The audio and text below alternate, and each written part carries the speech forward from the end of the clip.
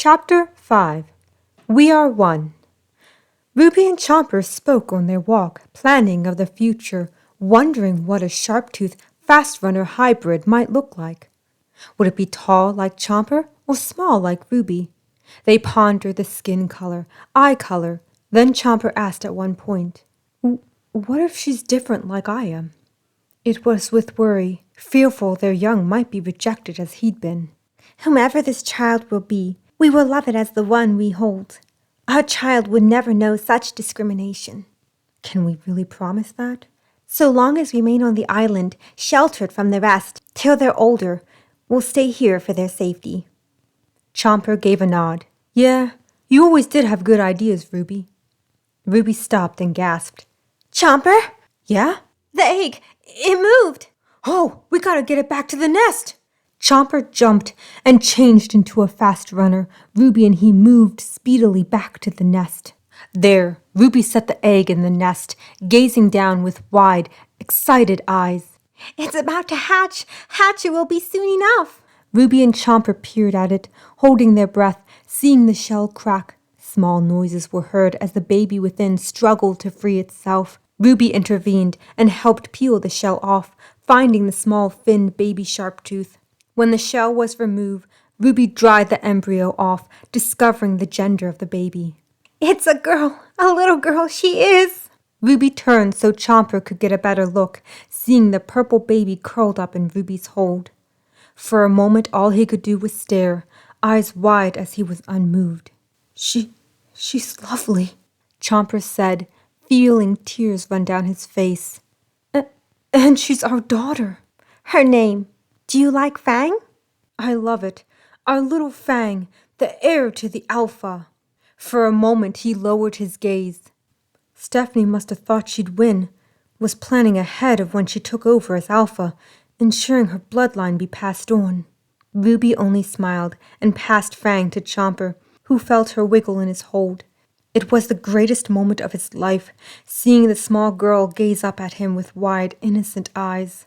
"Hello, I'm your father." Fang made cooing noises, nuzzling into him. Then her small fingers wrapped around one of his hands, making him chuckle at the strange feeling. Ruby stood by, taking Fang from Chomper and rocking her, the baby knowing her parents by scent, by sound, and by their love. Rodney, Trudy, Screech, and Thud joined the pair, welcoming the newest member into their pack.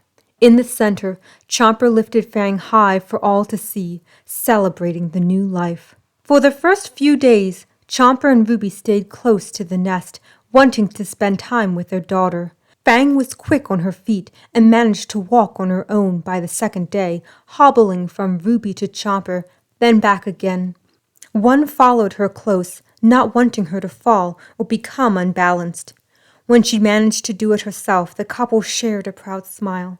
"Look at her go, Chomper. Watch her walk on her own." "She's clever, just like her mother." "Which one?" "Her only one." Ruby felt her eyes grow moist, giving a sniff before she watched Fang. "Yes, we're her parents. Her only parents we are." Ruby's parents brought food to Ruby, while Chomper left a fish and checked in on Screech and Thud, wanting to know if the Sharptooth tried to cross the land path. The pair were waiting by the visible stretch of earth, looking out across the big water. "Hey guys, how's it going?" "How's it going? Really? Where have you been?" Now, he's been busy with his young." "That's no excuse. He's the Alpha. Alphas don't get time off." "Is someone coming to the mysterious island?" "No, but there have been tracks along the beach. They know you're here. Lucky for you, the land path was submerged when they came." "Well, I'll deal with whoever comes when they come." "Yeah, right. You're no fighter. You'll turn tail when a real fight comes your way." "Screech! It's true, ain't it?" "Don't listen to him, boss. We'll keep patrolling. Besides, what Screech left out was, they were tracks only passing by. Still, one can't be too cautious. And I'll do whatever I can if the time comes." Letting out a groan, Chomper walked, hobbling, his leg bothering him more that particular day. Even in his smaller fast runner body it hurt. He stayed a fast runner since his body was light compared to his Sharptooth form, though he did change into a predator sometimes. funny how they say time moves faster the older you get. Ruby didn't believe it when she was younger, but boy, did she get it since she was older. Within a few months, Fang wanted to leave the confines of her little play area, ambling about to catch passing buzzers. She wanted to explore beyond the brush and trees, which worried Chomper, who lifted and placed her back in the nest. Now, Fang, stay close to the nest. Don't worry, boss, she's fine. Not if she fell into the big water. Not to mention the swimming Sharptooth. Chomper set her down, seeing her chew on his tail. Her teeth hadn't fully sharpened, so it didn't bother him. In fact, it kinda tickled. Ruby walked over and plucked Fang off. And now, sweetie, you bite your food, not your father.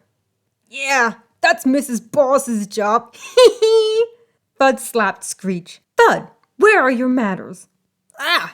Lost him about several season cycles ago. She is lovely, Rodney said, purple with bright red eyes. You two should be so proud. We are. Ruby saw Fang grew and knew her appetite would grow as it had with Chomper. The bugs and fish were enough for the time being, but Ruby wondered when Fang's predatory instincts would kick in. Ruby wasn't scared of her own child. How could she be upset with Fang for something she couldn't control? It was her birthright. Though was Fang emotionally intelligent enough to overcome such desire? At one point, and after some deep soul-searching on her part, Ruby encouraged Chomper to have a heart-to-heart with Fang. That it would be time for him to explain her predatory nature and what would follow the older she got. True, Fang was new to the world, but she needed to understand her place in the great circle of life, that someday she'd inherit a very important title. It was just the time the bright circle rose, Ruby waking Fang, who yawned and stretched. Planting a kiss on her head, Fang wiped the sleep from her eyes. Good morning, Fang. Fang, good morning. Morning, Mommy. Today is a special day. A special day it is. Why? Because you and your father are going out for a nice long walk. Chomper smiled and stood in his Sharptooth form. That's right. Oh, boy, I can't wait. The father and daughter walked off, Ruby sighing and watching with a tender gaze, knowing her daughter wouldn't be the same once she returned to the nest. No, Fang would be dealt the harsh reality of their world. How she handled it concerned Ruby. The bright circle's light heated the steamy jungle, Chomper taking her to the big water, fishing in the shallow part. When she plucked a fish out, she returned to sit and eat by him. His gaze went across the big water to the borderline of the mysterious beyond. See out there, Fang? Chewing, Fang followed his gaze. Yes? Everything in the mysterious beyond is our domain, our grounds. Our? As in, you and I? Yes. You see, before me there was Redclaw, and before him was a fellow named Sharptooth. Each of them were the alpha over all Sharptooth, and an alpha's time rises and falls like the bright circle. One day, the bright circle will set on my time, and will rise with you as the new alpha. Wow, me, alpha? And I'm going to rule over all the Sharptooth? Yes, but there's more. There's more? Yes.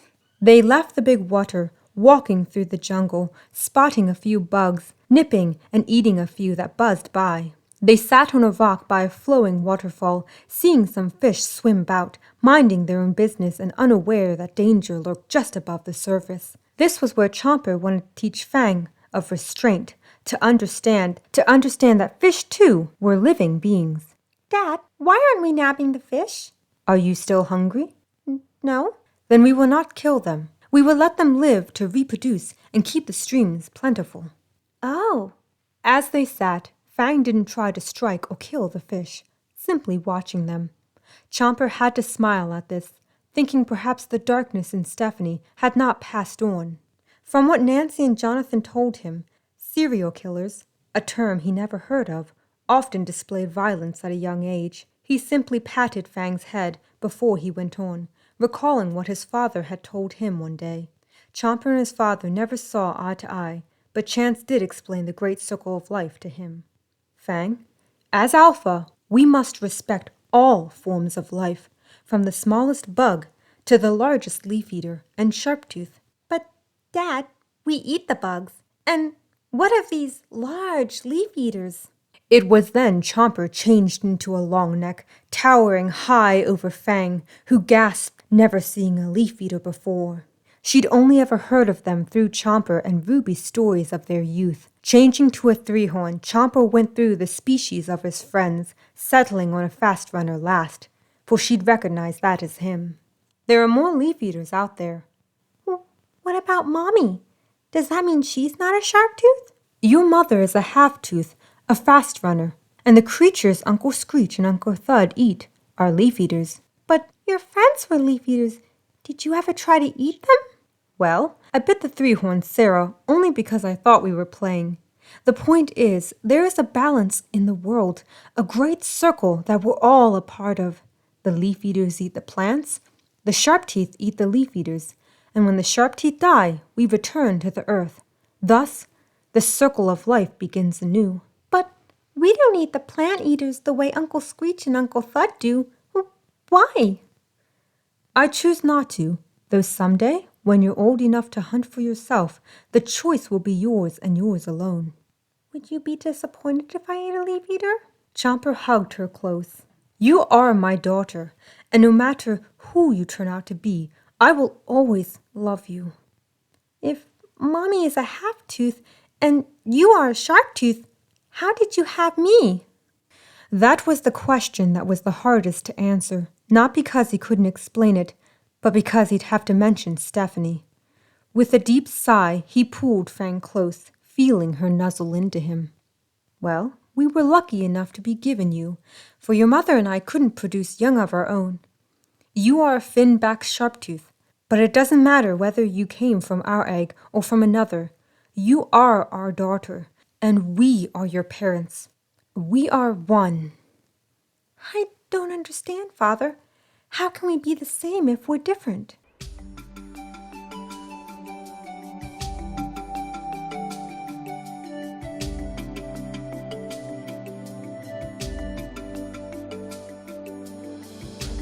As we go through life, you'll see there is so much that we don't understand.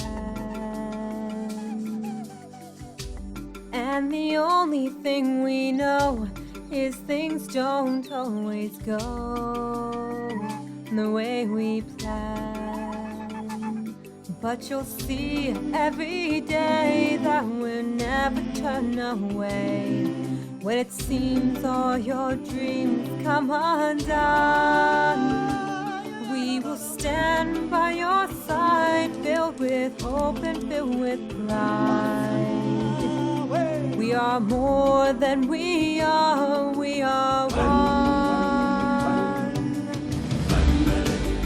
Family, we are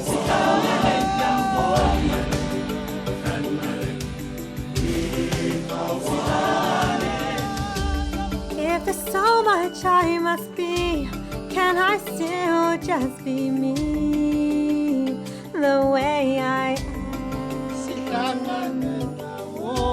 Can I trust in my own heart, or am I just one part of some big plan?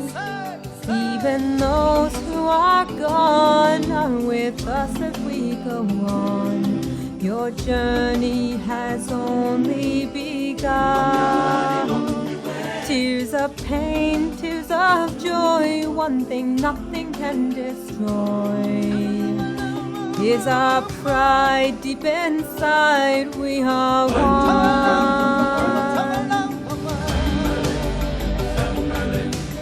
We are one.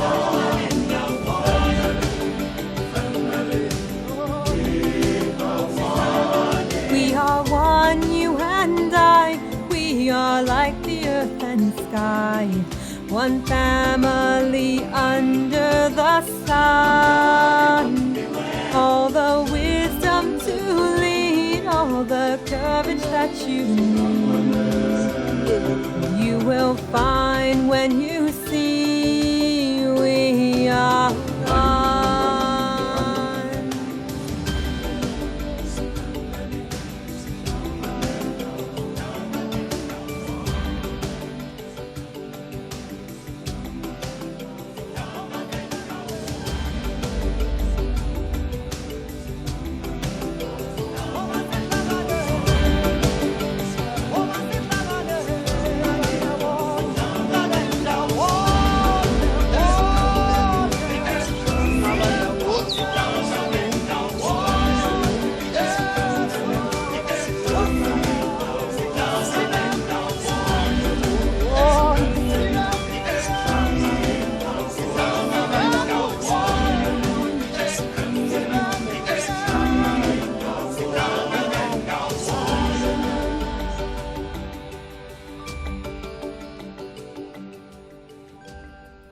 They stood and watched the waves crash against the shoreline, the bright circle setting slowly.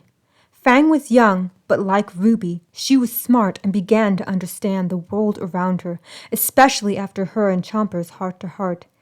It sank in that she would one day be Alpha, rule over all Sharptooth, destined for greatness, though the idea of ruling, being a leader, seemed a bit daunting for the youngling. And if Ruby and Chomper weren't her true parents, then where did her bloodline come from? Father, who actually laid me if it wasn't Mommy? Your birth mother's name was Stephanie. Was she nice? Not exactly, but that could be a story for another day. I want to know now. Please, Daddy, tell me. Taking a deep breath, Chomper nodded. Very well. Your birth mother, Stephanie, was lost when it came to following the rules of the great circle of life. Chomper answered honestly, thinking Fang deserved to know the truth. After all, lying would serve no purpose but only create hard feelings down the path. There was a darkness in Stephanie, one in which she could not outrun or escape. I like to think deep down there was some light, good within her, buried under anger, resentment, and hatred. In some ways, you were the light in the dark, the good that came from Stephanie. Fang took in his words carefully, surprised by the news, only ever knowing Ruby to be her mother. Ruby, who was kind, gentle, loving, and full of knowledge, though it seemed her birth mother was a far cry from anything she knew or could comprehend. Then it struck her, her heritage was not the origin she thought it was. What if you're wrong, Father, and that there is a darkness in me too? Chomper gave her a sympathetic look, only pulling her closer. It doesn't matter where you come from. It matters where you go from here. Only you have the power to be better than those who came before you. Chomper felt her nuzzle him. Know I love you. You are my daughter, no matter what. Never forget that. I won't, Father. Ever. I love you more than you could ever know. Fang said nothing else and only thought about what lay ahead, for the days of simplicity were behind her, for she was the heir to a hierarchy and wouldn't be able to live the normal life of a regular Sharptooth. From that day, Chomper did what he could to explain the responsibilities that came with such a title, duties she'd need to learn and remember. Ruby supported Fang and offered knowledge about the world. Ruby taught Fang about plants, the ones that healed, how to make them into paste, broth, and so forth. Indeed, Fang would be the best of both, the strength and skills of a Sharptooth, but the wisdom of her half-tooth mother.